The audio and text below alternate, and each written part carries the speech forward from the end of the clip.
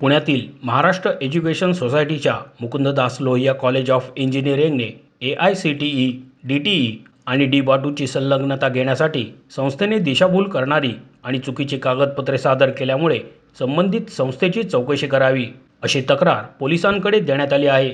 त्याचप्रमाणे MESने लोहिया इंजिनिअरिंग महाविद्यालयाचे IMCC management महाविद्यालयाच्या इमारतीमधील चालू केलेले बेकायदा वर्ग केलेल्या तक्रारीनंतर सावित्रीबाई फुले पुणे विद्यापीठाचे अभ्यासक्रम चालवण्यासाठी बांधलेल्या 27 नंबर इमारतीतील सायन्स महाविद्यालयामध्ये इंजिनिअरिंगचे अभ्यासक्रम सुरू केले आहेत।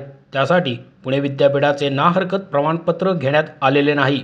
त्यामुळे संस्थेकडून पुणे विद्यापीठाची सुद्धा फसवणूक केली जात आहे। या सर्व बाबी विचारात घेऊन संबंधित संस्थेच्या महाविद्यालयांची संलग्नता कायमची रद्द करावी। तसेच प्रस्तावित 30 नंबर इंजिनिअरिंग कॉलेजच्या इमारतीचे संस्थेने बांधकाम पूर्ण करून पायाभूत सोयी सुविधा निर्माण केल्याखेरीज पुनर्मान्यता देण्यात येऊ नये यासाठी AICTE सह सर्व संस्थांकडे पत्रव्यवहार करण्यात आला आहे।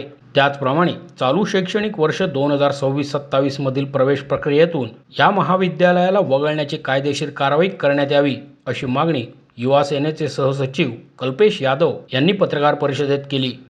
नमस्कार, मी कल्पेश यादव, युवा सेना सहसचिव। महाराष्ट्र एज्युकेशन सोसायटीच्या Mukunddas Lohia college of engineering या महाविद्यालयाला मान्यता देतेवेळी AICTE, DTE आणि D-बाटू या संस्थांकडून जी बेकायदा परवानगी दिली, जे संलग्नता दिली, त्या संलग्नतेबाबतीमध्ये आम्ही मागच्या पत्रकार परिषदेत आपल्या माध्यमातून जगासमोर आणलं। या बाबतीमध्ये जी कारवाई लवकरच होईल अशी आम्ही अपेक्षा व्यक्त केलेलीच आहे। त्याप्रमाणे ती कार्यवाही चालू आहे। पण यंदाच्या पुढील शैक्षणिक वर्ष 2026-27 या चालू शैक्षणिक वर्षामध्ये या महाविद्यालयाला प्रवेश प्रक्रियेत न वगळावं आणि या इंजिनिअरिंग कॉलेजची मान्यता रद्द करावी, पुनर्मान्यता देण्यात येऊ नये यासाठी AICTE, DTE चंद्रकांतदादा पाटील यांच्याकडे निवेदन देण्यात आलं। ती आग्रही मागणी लावण्यात आली। या संदर्भात अधिक माहिती देताना कल्पेश यादव म्हणाले, मुकुंददास लोहिया कॉलेज ऑफ इंजिनिअरिंगची इमारत ही सावित्रीबाई फुले पुणे विद्यापीठाच्या विज्ञान शाखेच्या अभ्यासक्रमाची आहे। पुणे विद्यापीठाच्या विज्ञान शाखेच्या विविध अभ्यासक्रमाची एकूण प्रवेश क्षमता 1635 एवढी आहे। त्यातील 1033 जागांवर विद्यार्थ्यांनी प्रवेश घेतला आहे। त्यामुळे या विद्यार्थ्यांसाठी आवश्यक असलेल्या प्रयोगशाळा आणि वर्ग उपलब्ध नाहीत। त्याचबरोबर सध्या या इमारतीमध्ये दुरुस्तीचे काम सुरू आहे। त्यामुळे विद्यार्थ्यांनी शिक्षण कुठे घ्यावे असा प्रश्न निर्माण होतो। या संस्थेकडून केवळ इंजिनिअरिंग कॉलेजच्या विद्यार्थ्यांचीच नाही तर विधी अभ्यासक्रमाच्या विद्यार्थ्यांची सुद्धा फसवणूक केली जात आहे। विधी अभ्यासक्रमाची प्रवेश क्षमता 65 असून येथे आवश्यक पायाभूत सुविधा उपलब्ध नाहीत। विधी महाविद्यालयाने गरीब आणि गरजू नागरिकांसाठी मोफत कायदेशीर सल्ला देण्यासाठी केंद्र चालवणे आवश्यक आहे। तसेच विद्यार्थ्यांसाठी सुसज्ज ग्रंथालय आणि मूट कोर्ट उपलब्ध करून देणे गरजेचे आहे। दिव्यांग विद्यार्थ्यांसाठी रॅम्पची सुविधा असणे बंधनकारक आहे। प्रत्यक्षात यातील अनेक सुविधा कॉलेजने उपलब्ध करून दिलेल्या नाहीत। या सर्व बाबी विचारात घेता सावित्रीबाई फुले पुणे विद्यापीठाने MES संस्थेच्या सर्व महाविद्यालयांचे अकॅडमी आणि ॲडमिनिस्ट्रेटिव्ह ऑडिट करून महाविद्यालयाची संलग्नता काढून घेणे गरजेचे आहे असेही यादव यांनी नमूद केले। जसं इंजिनिअरिंग कॉलेजचे वर्ग बेकायदा आहे, त्याप्रमाणे सावित्रीबाई फुले पुणे विद्यापीठाच्या संलग्नित महाविद्यालयांना, विविध महाविद्यालयांना सुद्धा बेकायदा परवानगी दिल्याचं समोर आले।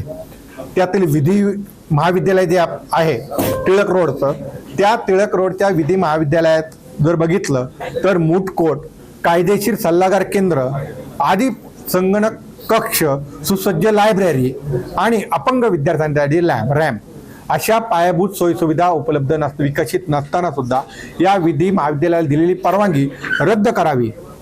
आणि ज्यावेळेस इंजिनिअरिंग महाविद्यालयाचं आम्ही माहिती समोर आणल्यानंतर जे वर्ग कोथरूडमध्ये चालू होते, त्या कोथरूडमध्ये वर्ग जे चालू होते त्या वर्गाची शिफ्टिंग या गरवारेच्या कॅम्पसमध्ये सायन्स बिल्डिंग 27 नंबरची जी बिल्डिंग आहे त्या बिल्डिंगमध्ये हे वर्ग चालू करण्याची धावपळ सुरुवात करण्यात आली।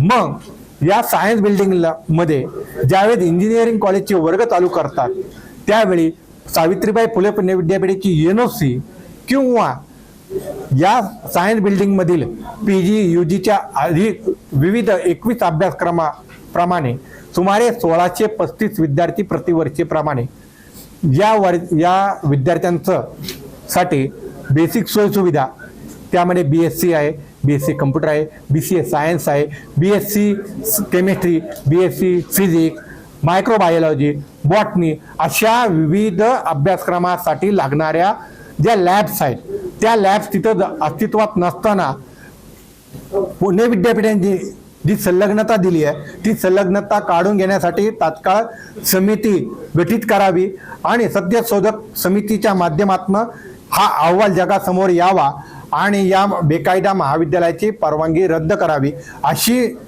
निवेदनही बार काउन्सिल ऑफ इंडिया, उच्च शिक्षण विभागाचे संचालक सावित्रीबाई फुले पुणे विद्यापीठ या कार्यालयाकडे देण्यात आली. मुकुंददास लोहिया कॉलेज ऑफ इंजिनिअरिंगला 2026-27 या शैक्षणिक वर्षांमधील प्रवेश प्रक्रियेतून वगळण्यात यावे यासाठी DTEकडे अर्ज करण्यात आला आहे. त्याचप्रमाणे सध्या कॉलेजमध्ये प्रवेश घेतलेल्या विद्यार्थ्यांचे इतर महाविद्यालयांमध्ये समायोजन करण्यासाठी युवा सेनेतर्फे आवश्यक प्रयत्न केले जाणार आहेत.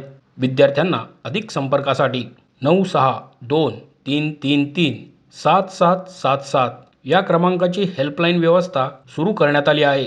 युवा सेनेचे यापूर्वीच AICTE, DTE, DBATU यांच्यासह आता पोलिसांकडे संस्थेच्या विरोधातील तक्रार देण्यात आली आहे.